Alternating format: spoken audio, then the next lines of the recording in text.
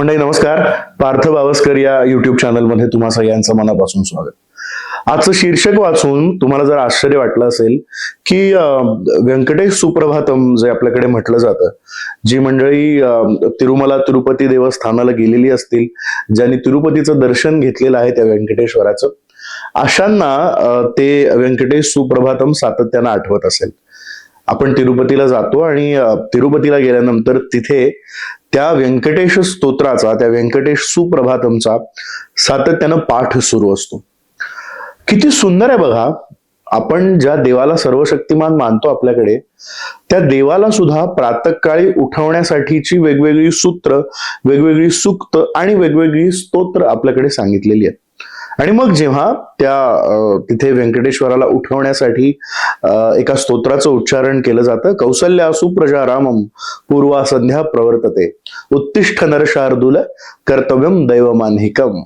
त्या व्यंकटेश सुप्रभातमची सुरुवात म्हणजे अनेकांनी युट्यूब वरती जर सुब्बुलक्ष्मींचं ते ऐकलं असेल तर आपल्याला आठवत असेल की इतकी गोड त्याची सुरुवात आहे. अनेक घराघरांमध्ये आपल्या हिंदुस्थानामधल्या दररोज सकाळी ते व्यंकटेश सुप्रभातम म्हटलं जातं. ते युट्यूब वरती हल्ली अनेक जण ऐकतात. पण जेव्हा आपण ते व्यंकटेश सुप्रभातम ऐकतो, म्हणतो, तेव्हा त्याचा अर्थ आपल्याला ठाऊक असतो का? आपण जितक्या तन्मयतेनं रोज सकाळी ते म्हणतो आणि आपली पहाट सुंदर करायचा प्रयत्न करतो, मला असं वाटतं त्याचा अर्थ जर आपण समजून घेतला तर मग आपली जी सकाळ आहे, आपली जी पहाट आहे, ती अधिक सुंदर व्हायला मदत होईल. काय घडलंय मित्रांनो, मला आपल्या ह्या सगळ्या परंपरांकडे आणि ह्या पुराणांमधल्या गोष्टींकडे जेव्हा मी बघतो ना, तेव्हा आपल्या संस्कृतीबद्दलचा आदर हा जास्तीत जास्त वाढायला लागतो. किती विलक्षण गोष्टी आहेत बघा. आपल्याकडे पुराणांमध्ये त्या व्यंकटेश्वराबद्दल असं सांगून ठेवलेलं आहे की लक्ष्मीच्या शोधार्थ त्यांनी कलियुगामध्ये म्हणजे थेट साक्षात विष्णूंनी जे रूप घेतलं, ते विष्णूचं रूप म्हणजे हे व्यंकटेश्वराचं रूप आहे. आणि ते व्यंकटेश्वराचं रूप आपल्याकडे तिरुपतीला चिरस्थायी स्वरूपामध्ये आहे. आता या सगळ्याचा रामायणाशी काय संबंध, असा एक प्रश्न तुम्हाला पडलेला असेल. पण आता मी आपल्याला जसं म्हणालो की विष्णूचं कलियुगामध्ये जे नवरूप आपण मानतो, ते नवरूप म्हणजे त्या व्यंकटेश्वराच्या रूपानं स्थित झालेलं आहे. तसंच 8000 वर्षांपूर्वीचं जे वाल्मिकी रामायण आपल्याकडे सांगितलं जातं, त्या वाल्मिकी रामायणामध्ये सुद्धा आपण रामाला कुणाचा अंश वगैरे मानतो? आपण जर वाल्मिकी रामायणाचा किंवा गीत रामायणाचा अभ्यास केला असेल, अगदी म्हणजे त्या वाल्मिकी रामायणाहूनच बहुतांशी प्रेरणा घेऊन आपल्याकडे गदिमांनी ते गीत रामायण लिहिलं. रामाला आपण विष्णूचा अंश मानतो. अंश विष्णूचा राम धरेची दुहिता ती सीता, गंधर्वांचे सूर लाभले जय गीता गाता, आणि आकाशाशी नाते जडले धरणी मातेचे आणि स्वयंवर झाले सीतेचे. अशा अनेक वेळा रामाबद्दल बोलताना त्या विष्णू रूपाचा उच्चार येतो. किंबहुना दशरथा घे पायसदान, तव यज्ञाची होय सांगता, तृप्त जाहल्या सर्व देवता, प्रसन्न झाले नृपा तुझ्यावर श्री विष्णू भगवान, श्री विष्णूंची आज्ञा म्हणून आलो मी हा प्रसाद घेऊन.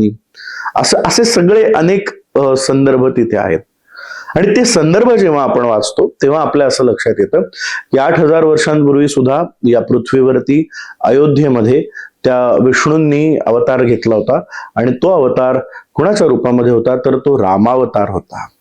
आणि मग आज तिरुपतीला त्या व्यंकटेशाला सकाळी उठवण्यासाठी सुद्धा अशा पद्धतीनं ते व्यंकटेश स्तोत्र, व्यंकटेश सुप्रभातम जे गायलं जातं, त्याचा रामाचा संदर्भ कसा आहे ते आता ऐका. तो फार सुंदर आहे. 8000 वर्षांपूर्वीच्या वाल्मिकी रामायणामधला एक उत्तम प्रसंग आहे तो असा. आपल्या सगळ्यांना माहिती असेल की ज्येष्ठ तुझा पुत्र मला देई दशरथा, यज्ञ रक्षणास योग्य तोची सर्वथा, असं म्हणत विश्वामित्र उभे होते. आणि ते विश्वामित्र दशरथाला असं सांगत होते की तुझा हा जो 15 वर्षांचा राजस सुकुमार मुलगा आहे ना, मायावी रात्रींचर कष्टविती मजसी फार, कैकवार करून यज्ञ नाही सांगता. मी जो यज्ञ मांडलेला आहे माझ्या सिद्धाश्रमामध्ये, त्या यज्ञामध्ये वारंवार ते विघ्न आणतात. आणि म्हणून बालवीर राम तुझा देवो त्या घोर सजा, त्या सगळ्या राक्षसांचं निर्दालन करण्यासाठी मला तुझा राम हवाय, असं म्हणून त्या रामाला शस्त्रास्त्रांचं शिक्षण देण्याच्या निमित्तानं आपण सगळेजण रामाला देवता तुल्य मानतो, रामाची पूजा करतो, पण रामाच्या गुरूंबद्दल आपल्याला माहिती आहे का हो? कधीतरी या आपल्याच युट्यूब चॅनल बद्दल मी विश्वामित्र आणि राम यांचा काय संबंध आहे त्याच्याबद्दल बोलीन, रामाच्या गुरूंबद्दल बोलीन. पण आता आपला संदर्भ असा आहे की हे विश्वामित्र जेव्हा रामाची मागणी करतात दशरथ महाराजांकडे आणि असं म्हणतात की दशरथा मला रामाला घेऊन जाऊ देत, आणि रामाला नुसतं मी घेऊन जातोय म्हणजे राक्षसांशी लढायला किंवा युद्ध करायला नेत नाहीये, त्या माध्यमातनं तुझा हा जो राजस सुकुमार राम आहे, हा जो तारुण्यात पदार्पण करणारा राम आहे, त्या रामाला विविध दिव्यायुध मी अर्पण करणार आहे, त्यांना मी शस्त्रास्त्रांचं शिक्षण देणार आहे. रामाचं वय साधारणतः 15-16 वर्षांचं आहे तेव्हा, आणि हे जे वय आहे नवनिर्मितीचं वय, नव्या क्षमता आत्मसात करण्याचं वय आणि नवं काहीतरी शिकण्याचं वय, या वयात रामाला ज्यांच्याकडून ज्ञान मिळालं असे रामाचे गुरु म्हणजे विश्वामित्र. विश्वामित्रांना नकार दिला होता दशरथांनी, आणि दशरथ महाराज असं म्हणत होते की नाही, माझी अजिबात इच्छा नाहीये, आणि एवढ्या लाडाकोडानं वाढवलेला माझा मुलगा मी असा कसा देऊन टाकू तुम्हाला, आणि अजून तर युद्ध कौशल्य त्यांनी शिकली नाहीत, आणि तुम्ही म्हणतात राक्षसांशी लढायला मला रामाला घेऊन जायचंय.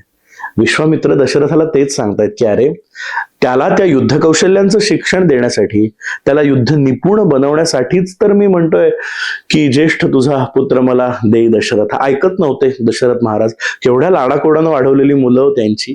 अशा वेळेस कुलगुरू वसिष्ठांनी आग्रह धरला आणि विश्वामित्रांची थोरवी सांगितली. त्यानंतर मग राम आणि लक्ष्मण विश्वामित्रांसोबत ज्ञानग्रहणासाठी आणि त्या राक्षसांचा पारिपत्य करण्यासाठी निघाले. आतापर्यंतची वयाची 15-16 वर्ष आपल्या वडिलांच्या इतक्या कौतुकात जी मुलं वाढलेली आहेत, ज्यांना काय हवंय नकोय ते सगळं बघण्याची काळजी त्याच्या वडिलांनी घेतलेली आहे. कारण दशरथांना पुत्रप्राप्ती होत नव्हती. इतक्या वर्षांनंतर झालेली जी पुत्रप्राप्ती आहे त्यांना किती लाडात दशरथांनी वाढवलं असेल. वयाची 15-16 वर्ष राजप्रासादामध्ये छान बिछाण्यावरती झोपणारा राम, त्याच्या अवतीभोवती सेवक मंडळी आहेत, त्याच्या अवतीभोवती दासदासी आहेत, त्याला काय हवं नको ते ही सगळी मंडळी बघतायत. असा राम शिक्षणाच्या निमित्तानं का होईना पण आपल्या राजप्रासादातून बाहेर पडतो, अयोध्येच्या बाहेर पडतो, आणि अयोध्येच्या बाहेर पडल्यानंतर आपल्या गुरूंसोबत पहिली रात्र अयोध्येच्या बाहेरच्या वनामध्ये आणि जंगलामध्ये व्यतीत करतो. विश्वामित्रांना काळजी वाटायला लागते मित्रांनो. विश्वामित्रांना असं वाटायला लागतं की आपण खरंच इतक्या खात्रीलायकपणे आणि इतक्या खात्रीपूर्वक पद्धतीनं दशरथाला म्हणालो खरं की ज्येष्ठ तुझा पुत्र मला देई दशरथा, यज्ञ रक्षणास योग्य तोची सर्वथा. पण खरंच हा जो राम आहे, हा राम आतापर्यंत राजविलासामध्ये वाढलेला आहे, आणि आता हा राम इथे वनामध्ये जंगलामध्ये काही काळ राहू शकेल का, असा प्रश्न, अशी भीती विश्वामित्रांना सतावत असते. रात्र होते. आता इतके दिवस गादीवरती, बिछाण्यावरती आणि गालिचांवरती राहिलेला राम आता कुठे राहतो? त्या रामाला जमिनीवरती, तृणांकुरावरती म्हणजे गवतावर राहावं लागतं. ज्या रामाची आपण देवघरात पूजा करतो ना मित्रांनो, त्या रामानं सुद्धा आयुष्यात किती चढ उतार अनुभवलेत बघा. आयुष्यात जर आपल्याला काही ग्रहण करायचं असेल, आयुष्यात जर नव्या गोष्टी आपल्याला आत्मसात करायच्या असतील ना, तर आपला हा जो कम्फर्ट लेवल आहे, त्या कम्फर्ट लेवल मधनं आपल्याला बाहेर यायला लागतं. हे राम आपल्याला शिकवतो. आपण हे कधी शिकणार आहोत रामाकडनं? मी राजप्रासादामध्ये वाढलेला आहे, मी राजपुत्र आहे असं म्हटल्यानंतर इथे या आणि मला शिक्षण द्या असा हट्ट राम धरत नाही. त्या काळच्या धर्मनियमांना तो मोडत नाही. त्या धर्मनियमांच्या अधीन राहून राम विश्वामित्रांबरोबर जातो. रामाला त्या अरण्यामध्ये रात्री झोप लागेल का याची काळजी विश्वामित्रांना वाटत राहते. त्यांना असं वाटतं इतकी वर्ष इतक्या राजप्रासादाच्या सगळ्या सुखांमध्ये राहणारा राम, रात्री त्याला झोप लागते न लागते याच्याकडे विश्वामित्रांचं लक्ष आहे, आणि रात्री आपसूक कधीतरी त्याला झोप लागली, पण आता पहाट झाली. हल्ली नाही का आपल्याकडे मुलगा रात्री उशिरा आला किंवा दमला असेल, उशिरा झोपला असेल, तर आया म्हणतात की नाही हो त्याला उठवू नका बरं, सकाळी रात्री उशिरा झोपलाय तो. विश्वामित्रांपुढे प्रश्नचिन्ह की जरी रामलक्ष्मण उशिरा झोपले असतील तरी सुद्धा आता सकाळी लवकर उठवू नका असं म्हणायला ते त्यांच्या राजप्रासादात नाही, ते शिक्षणासाठी माझ्या सोबत आलेले आहेत. अशा वेळी वनामध्ये तृणांकुरावरती झोपलेल्या रामाला त्याचे गुरु आपल्या शिक्षणाच्या पहिल्या पहाटे उठवतात, आणि उठवताना असं म्हणतात, कौसल्या सुप्रजा रामम पूर्वा संध्या प्रवर्तते उत्तिष्ठ नरशार्दूल कर्तव्यम दैवमान्हिकम. मित्र हो, हा श्लोक, जो श्लोक आपण दररोज सकाळी व्यंकटेश सुप्रभातमच्या माध्यमातून घरोघर म्हणतो, हा श्लोक रामाच्या गुरूंनी रामाला सांगितलेला आहे. किती भाग्यवान होत आपण, ज्या शब्दांनी रामाच्या गुरूंनी रामाला जागृत केलं, जाग केलं. ते म्हणायला लागले, कौसल्या सुप्रजा रामम, हे कौसल्याच्या मुला रामा, पूर्वा संध्या प्रवर्तते. आता पहाट होते, सकाळ होते, तू तुझ्या राजप्रसादात नाहीस बरं, तू आता वेगळ्या कर्तव्यांच्या मोहिमेवरती निघालेला आहेस. कौसल्या सुप्रजा रामम पूर्वा संध्या प्रवर्तते. उत्तिष्ठ नरशार्दूल, अरे नरशार्दूला उठ, नरसिंहा उठ. उत्तिष्ठ नरशार्दूल कर्तव्यम दैव मान्निकम. ही जी आन्निक आहेत ना, ती आता तुला उरकायची आहेत, तुला आटपायची आहेत. त्याच्यासाठी तुझ्या सोबत कोणीही नाहीये, तुझे दासदासी तुला मदत करायला येणार नाहीयेत. मित्र हो, 8,000 वर्षांपूर्वी विष्णूचा अंश असलेल्या प्रभू रामचंद्राला उठवण्यासाठी त्याच्या गुरूंनी जे शब्द वापरले, तेच शब्द आज कलियुगात सुद्धा त्या तिथे तिरुमला तिरुपती देवस्थानामध्ये त्या विष्णू रूपातल्या बालाजीला उठवण्यासाठी आणि त्या व्यंकटेश्वराला जाग करण्यासाठी वापरले जातात. हा आपल्या हिंदू संस्कृतीचा ऐतिहासिक दृष्ट्या, सांस्कृतिक दृष्ट्या संपन्न असल्याचा किती थोर पुरावा आहे. याहून काय मी आपल्याला उदाहरण देऊ.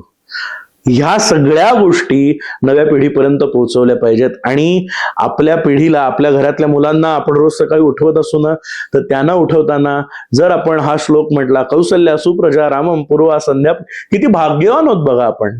ज्या श्लोकांनी रामाचे गुरु रामाला जाग करतात, त्या श्लोकांनी आज आपल्याला इतक्या वर्षांनंतर सुद्धा जाग होण्याची संधी आहे. रामानं कम्फर्ट लेवल सोडला आणि शिक्षणासाठी तो वनामध्ये आला. या सगळ्या गोष्टी या माध्यमातून तुमच्या पुढे मांडाव्याशा वाटल्या. तुम्हाला काय वाटतं? तुम्ही रोज हा श्लोक म्हणत असाल, तुम्ही व्यंकटेश सुप्रभातम ऐकत असाल. हे सगळं ऐकत असताना, हे सगळं म्हणत असताना त्या श्लोकांमागे दडलेल्या ज्या कहाण्या आहेत, त्या आपल्याला किती प्रेरणा देणाऱ्या आहेत, हे तुम्हाला माहिती होत्या का? म्हणून आपल्या या युट्यूब चॅनलच्या माध्यमातून मी याबद्दल सातत्यानं बोलत असतो. आणि ज्यांनी बघितलं नसेल त्यांच्यासाठी मुद्दाम याच रामाबद्दलची थोरवी सांगणारी जी रामरक्षा आहे, ती रामरक्षा कशी लिहिली गेली याच्याबद्दलचं सुद्धा एक विवेचन, निरूपण आपल्याच युट्यूब चॅनलवरती आहे. रामभक्त हनुमंत, त्या हनुमंताचा हनुमान चालीसा आपण सगळेजण म्हणत असतो. तो जो हनुमान चालीसा आहे, त्याच्या निर्मिती मागची कथा, आणि आज हे जे व्यंकटेश सुप्रभातम आपण म्हणतो, त्याचा अर्थ, त्याच्या मागची कथा तुमच्या पुढे मांडाविषयी वाटली. ह्या सगळ्या विषयांबद्दल तुमच्याशी या युट्यूब चॅनलच्या माध्यमातून मी बोलतो.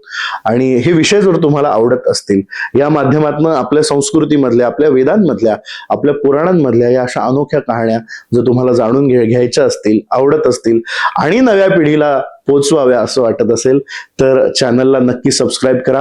आपण सगळेजण या माध्यमातून भेटत राहूया. फेसबुक, इंस्टाग्राम या माध्यमांवरती सुद्धा मी आपल्याशी बोलत असतो. तिथेही आपण भेटूया, तिथेही बोलूया. आणि पुढच्या भागामध्ये एक नवा विषय, एक नवी संकल्पना घेऊन नक्की भेटूया. तोपर्यंत चॅनल सबस्क्राईब करून ठेवा, बेल आयकॉन दाबून ठेवा. भेटूया पुढच्या भागात. नमस्कार.